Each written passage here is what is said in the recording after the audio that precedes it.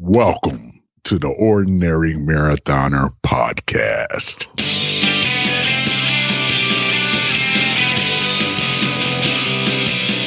Hello and welcome to the Ordinary Marathoner Podcast. My name is Coach Scott. I'll be your host today. It is Monday, December 23rd. 2 days left till Christmas. Hope you guys got all your shopping done.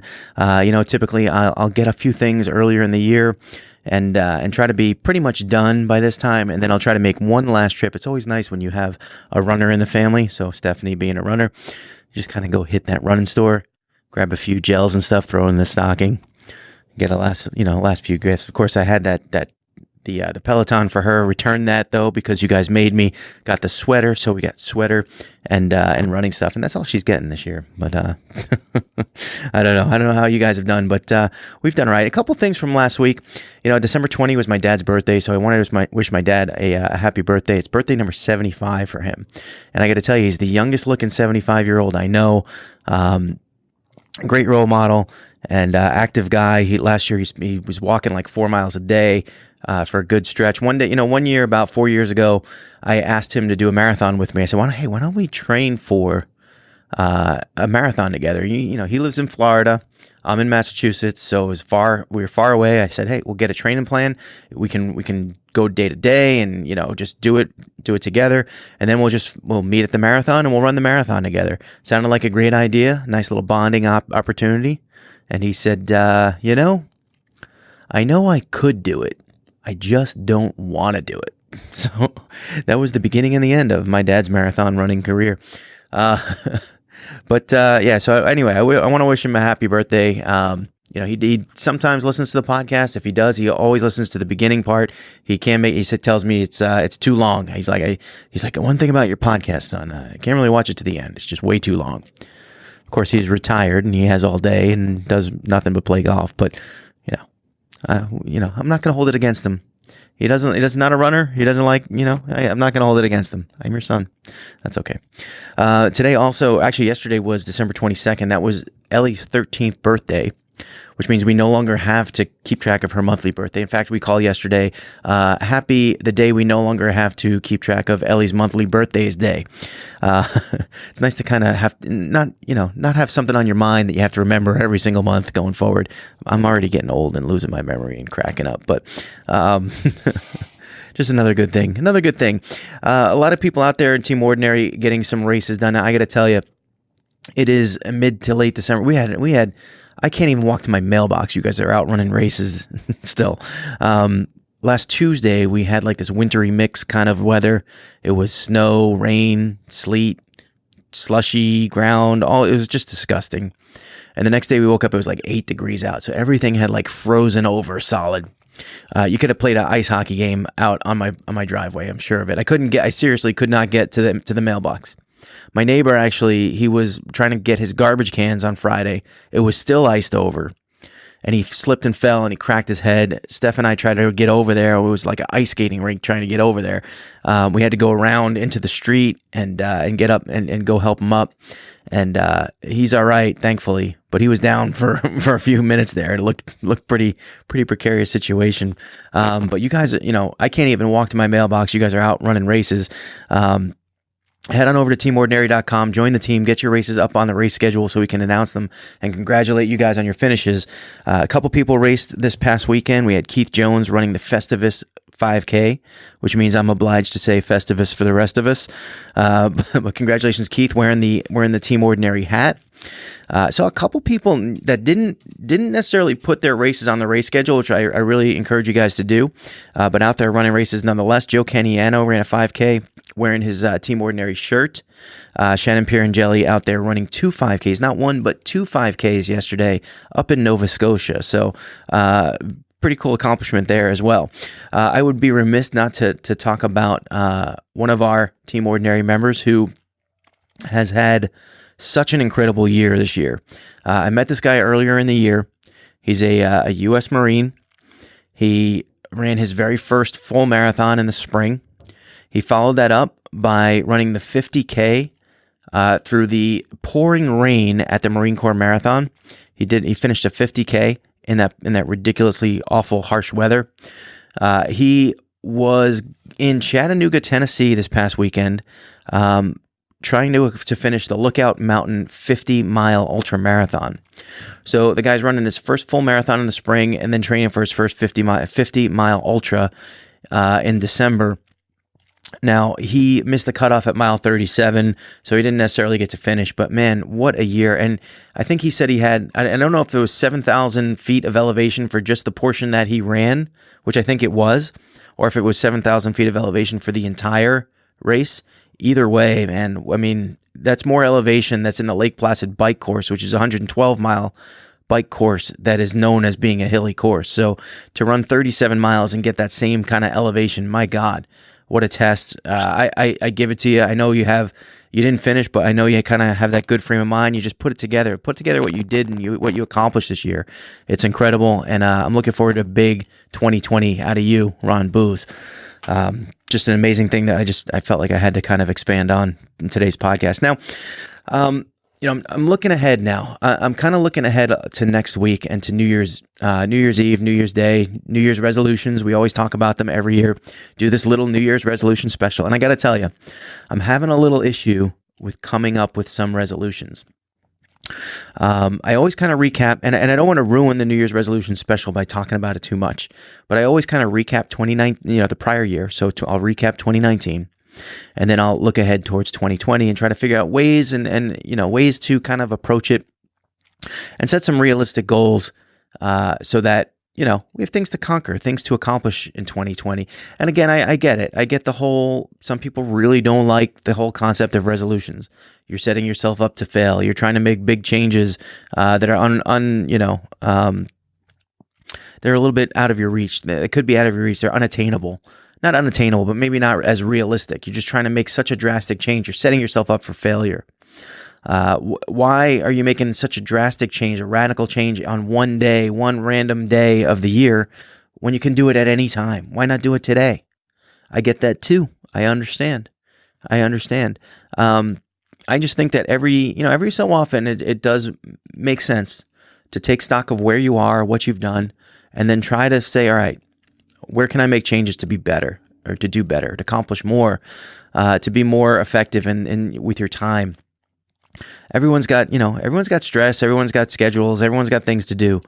So I think it's something that we can all kind of relate to, and it's something I enjoy putting together. So we'll be doing that next week. Now, I started doing some of the background research of this because I got to tell you, the last 3 to 6 months of my I would say training, but I'm not really training for anything. It's been sort of a lack of training. And I know we've kind of talked about this for a while, but in all honesty, I've gained about 20 pounds since Ironman Lake Placid in July, which is a lot. It's a lot.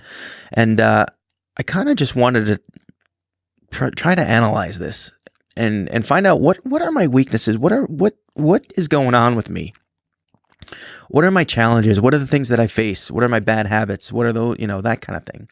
And I was almost going to do a full podcast on this.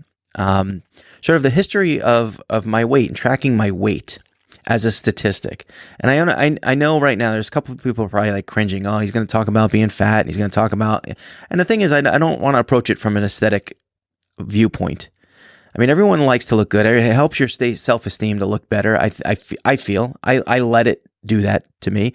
I feel better when I'm in shape. I feel my self-esteem is higher. I feel like I'm more disciplined if I'm in a training program. I feel like I eat healthier. I feel like it's better for me. I walk up and down the stairs and I don't get run out of breath. I run around my daughter in the backyard. I don't run out of breath. I can put my socks on without struggling and straining. Things like that. It helps your self-confidence, your self-esteem. And I enjoy training for and accomplishing things and accomplishing goals. So I wanted to kind of analyze this, and I did. And I put a chart together. I'm going to put the chart up on the screen if you're watching the YouTube video. And I got to tell you, so I charted my weight from when I was 20 till the current date when I'm 45. And obviously, it's a rough chart. I don't have like day-to-day numbers of this chart. I don't have, it was real rough. I know kind of my highs and lows, and I drew kind of lines in between there, to try to just pinpoint the ups and downs kind of thing. And right away when I look at this chart, I'm like, I am just flabbergasted, word of the day, by just the peaks and the valleys. It's like such a pointy up and down, right, up and down chart that I'm like, why? How do I act this way? Like, it just seems like there are peaks and valleys, and it's just, and not even valleys. It's just, it's a point and a point. It's like I go up, I'm either going up or I'm going down, going up or going down. There's no plateau. There's never a plateau, right? There's no years of hey, yeah, I just weighed, 240 pounds for the whole year, or 220 pounds, or whatever it might be. I'm always going up or going down. And so I took a little harder look at this, and I numbered all the troughs there, all the bottom. When you see the numbers 1 through 7, and I try to analyze kind of, all right, what are those things? What are those things? What are those numbers in there that got me, motivated enough to lose weight? And number one was simply I was a football player in college. The day that the last whistle blew on my last game, I had nothing to work out for. I wasn't going to win any more games. I didn't need to win a starting position. Didn't need to see playing time. I was in college. We just enjoyed ourselves. We ate, we drank, we did whatever we wanted to do. And my weight naturally went up. And I gained probably about 20 pounds in probably a month. And I'm not even joking. Maybe a month and a half. And then I promptly realized my clothes didn't fit anymore. Things looked bad. I was sloppy, and I was going on spring break in about, in the middle of March. So I gained and lost 20 pounds in probably a 3 to 4 month stretch. I had that motivation. I was like, I can't go to spring break wearing clothes that don't fit and looking like a slob. So that's what motivated me. Hey, I was in my 20s. And the way we did that? The way we lost weight? We stopped eating. We didn't eat. It was like a crash diet. You'd go to the gym and you would just sweat. You'd put sweatshirts on and just stand go on the bike or go on the treadmill or do whatever you had to do to sweat. And it was effective. I did lose the weight. But after that, I lost it again. I just, real life starts. You graduate. Don't have any money. Slowly and surely, I have no reason to work out, and the weight went up and up and up. And a couple years later, point number 2, I decided I had enough. And again, this is probably a little bit of an aesthetic thing. Look, you guys can criticize if you want, but I was in my 20s, so whatever. Decided I need to lose weight. I bought an exercise bike. I woke up in the morning before work. I rode the exercise bike. Before I went to bed every night, I'd ride the exercise bike. I just burned calories on the bike every day, probably about 2 hours a day. And I lost weight. I watched my diet. I kind of got into this chicken sandwich every single day. I knew I ate the same thing for probably like a year. And it worked. It worked. I lost weight. I think I had Subway too. I was on like that Subway diet. Got down to 190 pounds, which I was happy with. I moved to New York City, and I couldn't bring the bike with me. It just didn't fit in my tiny apartment. My apartment was like 300 square feet.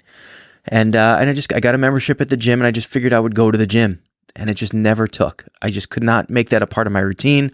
I tried to go here and there. I just never went on a regular basis. I gained the weight back and then some. And by the time I moved to Boston in my early 30s, I was about 250, 255. I got up as high as like 263. Items 3 and 4 on this chart are weight loss competitions that we had at work. And here's one thing that kind of gets me. It's like all of a sudden a competition comes up. There's a chance for me to win some money, and I did win. I actually won in both of those. I won money in both of those. But again, it's like you adopt the lifestyle, you lose the weight, and I'm happy with myself when I lose the weight. I'm happier when my pants fit better. I feel like I'm a better person while I'm doing it. I drink less. I worry about stuff less. I'm just more disciplined. I'm less lazy, and things get done. So items 3 and 4, competition.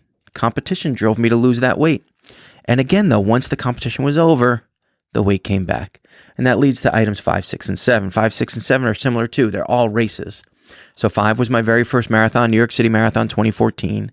Got down to 212. 6 was first Ironman Lake Placid. I got down to 200, and 7 was this past year's Ironman Lake Placid. I got down to about 223. And each time I kind of capped off at 240. Now, ever since this last Ironman, I've put on about 20 pounds already. And it's not for lack of doing anything. I don't have a plan, right? I don't have a plan. I don't have, I am a coach, but I don't coach myself, which is probably, which is interesting because when I'm in training mode, I don't have I'm more successful without a coach. I'm more successful. I train on my own. I enjoy training on my own when I'm focused. I feel like training with other people when I'm focused takes away from some of the things I can do, which may or may not be true. But that's the case. What it is? It's more like, some days I know I got it and I want to go a little harder, or maybe I have more time and I want to go a little further or a little longer. And some days I don't have it and I have to adjust downward. So I feel like I can be more effective on my own when I'm in that zone. But really the one thing I noticed from this chart and the peaks and valleys and the ups and downs is that I have 2 modes. I have weight loss mode and I have everything else. I have, and in every single instance where I wanted to lose weight, it was an obsessive-like focus on losing weight. It was train, work out, get the hours in. It was diet. Don't eat chocolate. Don't eat bad stuff. Don't eat cheese. Don't eat whatever was bad. Just make sure you're eating good stuff, and then reduce the drinking. All that stuff. It always works. When I focus on something, it always works, but I always have something to focus on, be it a race, a competition, or a really big desire in my early 20s just to be skinnier, to be thinner and look better. And so, in thinking in that way, I am, I'm trying to think of, all right, now what is the purpose of this? Like why, I understand that when I am obsessed with achieving a goal, I understand why my mind, it's almost like, you guys ever watch, have you ever seen the movie Over the Top with Sylvester Stallone? I don't know why this scene always, they're interviewing him before he goes to arm wrestling. He's like, before I arm wrestle, I turn my hat around and it's like a switch and I become somebody else. I become like a truck, unstoppable like a truck or whatever he says. I'm going to get the clip. I'm going to put it in there on the YouTube. Try to take my hat and I turn it around and it's like a switch that goes on, and when the switch goes on I feel like another person. I feel like a truck, like a machine. I don't know if I'm allowed to, but until they tell me I'm not. Anyway, I feel like that's what happens to me, is like I figure out a goal and all of a sudden I want it so bad that it's like a switch, and all of a sudden everything works. Everything is pinpoint. Everything, I'm just on the money. I'm motivated. I got to do, in order to accomplish what I want to accomplish, that I really, really want to accomplish, all of a sudden I got it, and I'm laser-like focused on it. And maybe it's like an obsessive personality. I don't know. But the other problem is, if I don't have that focus, I go off the rails. And my normal lifestyle of unfocused lifestyle is that I eat too much. I probably obsessively eat. And the funny thing is I spoke to, one of the things I talked about with Allison Knott, our team dietitian. She talks about being satiated and being full. And that has absolutely nothing to do with my eating, because my eating is reactive. I could be full and I still eat. And I don't know why. It's like I just walk up the stairs if I'm frustrated while I'm doing this podcast and recording the podcast, and I keep recording and deleting. I might walk up that stairs and I got to get something to eat. I just got to get something to eat. Why? I'm not hungry. It's just my coping mechanism. If I'm not doing the things I should be doing, that's the way I cope. And I don't mind it. It's not even like, it's like subconscious. It's not even like I'm consciously going to do it. I know reflectively, I will look back and be like, oh, I shouldn't have ate that. Shouldn't have done that. But in the moment, it's like, I don't even think about it. I just do it. And when I'm obsessed after a goal, I don't have those moments. I never have that weakness. So what is it? What is it? Is it stress? Am I under stress? Is it stress, with everyday life? I mean, we got the 1-year-old, we got, things going on. I'm not working right now. Is it, I don't know if that's it. It could be part of it. Is it just that I never really learned how to behave, in terms of eating and doing those things and prioritizing those workouts? I have to proactively prioritize my workouts in order to get them done. Sometimes it's just, if I don't have a time slot to do it in my day, I don't do it. So it's the mode I'm in. If I'm in that workout obsessive like mode, I'll do it. I'll get it in no matter what. 11 o'clock at night, I'll jump on that bike. It doesn't matter. So 2 totally different mindsets, and all because I'm goal oriented. Now, when I was thinking about my, New Year's resolution this year, I'm like, all right, so maybe this is suggestive of the fact that I need a new goal. What's next to focus on? I need a new goal. That way I can become obsessed and I can get involved in training and just be focused on that and just embrace training. And I'm like, you know what? I don't have one. There's nothing out there that I need or want to do in the racing world. Yeah, I'd love to do another marathon. Yeah, love to do it faster. It doesn't grab me the way of, hey, let's do your first Ironman, grab me. Or, hey, let's do your first marathon, grab me. Or, hey, you failed the second time I tried Ironman Lake Placid, and you failed in front of your daughter. So got to do it again. That made me want to do it again. And I was able to get in a good mode. Now I'm trying to think, all right, what's new that I could do, And I do try, you always hear like, was it the Iron Cowboy who did 50 Ironman triathlons in 50 days and in different states. And Frank Fumick did his Deca triathlon, right? Deca Ironman, 10 times Ironman over a few days. I kind of, I think I look at those things and I'm like, wow, those are incredible achievements. I know how hard I trained for Ironman. It was like 13 hours a week plus. I don't know that I have more time than that. And I barely finished Ironman. So I don't know how much I have to give. And then I think of ultra marathons, like Ron Booz trying his hand at a 50 miler this past weekend, Jen Bergstrom doing a 100 miler, other people in the group doing big races. And I got to tell you, it's not that I don't, I love the idea of doing something that I've never done before. It's just not my bag. Every marathon I've done, every full marathon I've done, when I finish, I am in a lot of pain.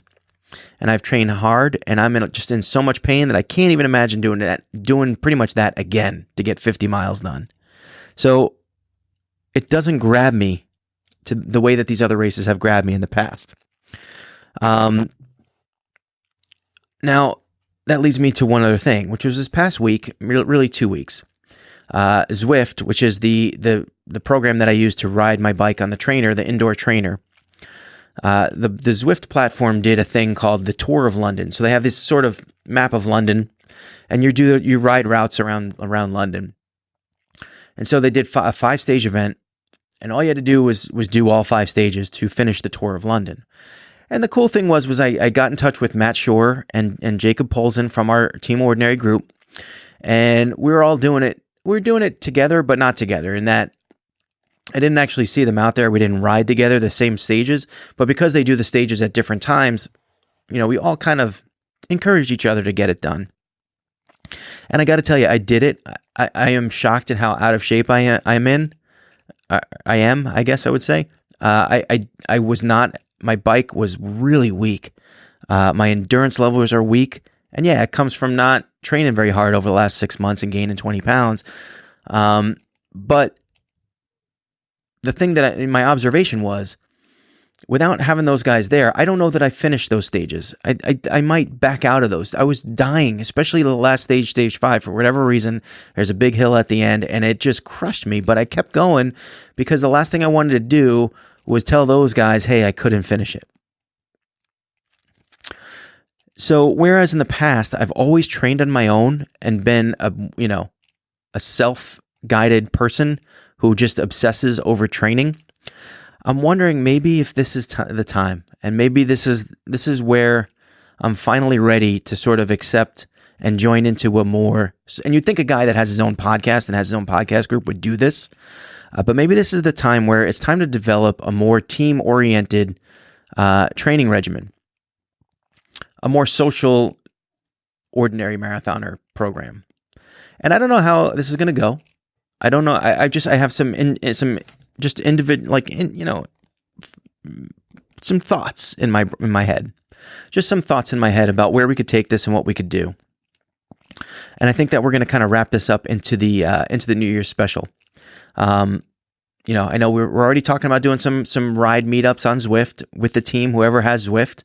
I know Allison Knott just bought a trainer. I know there's some other guys out there on Zwift. Travis Heidebrink, for one, is out there on Zwift, and maybe we can do more team rides. I think that would be really cool, like meetup rides.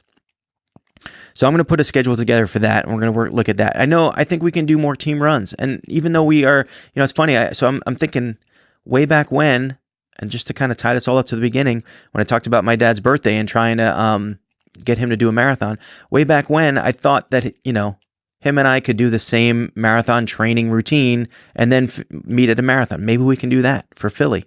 Maybe we can do that for the ordinary marathon. I mean, hell, if you guys are out there, speaking of which, now is a good time. I mean, people are thinking about their New Year's resolutions. You're thinking about rolling off of that couch and doing your first race, or getting out there and just moving for the first time. You don't have to be able to train like a marathoner. You don't have to go out and do 5 miles tomorrow. And I say this, and I've said this to my clients who come in and they're like, I could barely run a mile. I could barely run 2. And they want to do a marathon in 4 or 5 months. You got to start somewhere. And it's not always about running that first mile. Get out, go find the trail, run a little, walk a little, run a little, walk a little, run a little, walk a little. Build it up. And that's what you do. And that's really what marathon training is all about anyway. It's just about doing it longer and more often, and building it up to that level. But if you don't necessarily want to finish a marathon, if you just want to start moving, maybe you want to fit in those clothes a little better. You want to be able to go up and down those stairs without huffing and puffing. You want to be able to put your socks on while standing up, I remember the first day I did that. That was awesome. I was just in the gym and I'm like, I didn't feel like sitting down on the bench. I'm like, let me see if I can put my socks on standing up without a problem. And I felt like so accomplished that day, the first day that I did that. Maybe you coach your kid's soccer team like I did, and you're like, you kick the ball around and you're like dying, you can barely breathe, but you want to get a little more endurance in there, you got to make that decision. And you know what, at the New Year, it's a good time, man. It is a good time. It's a good time because, hey, we're going through all this holiday stuff and you're running all around, you're getting presents, you're visiting family, you're eating too much. It is a good time. It is a good time on the calendar to say, hey, you know what? I got to make some changes. So let's make them together this year, 2020. I'll be back at you next week, or either later this week, early next week, with a little more rigid plans, a little more of a frame on how we're going to accomplish this, how we're going to do this, and how we're going to approach it together as Team Ordinary. All right? And you can join, you can do whatever you like. You don't even have to be part of Team Ordinary. Just follow along. And hopefully we'll all succeed and crush 2020 together. And with that, remember, I say it all the time. Every day is an ordinary day unless you make it extraordinary. So get after it, guys.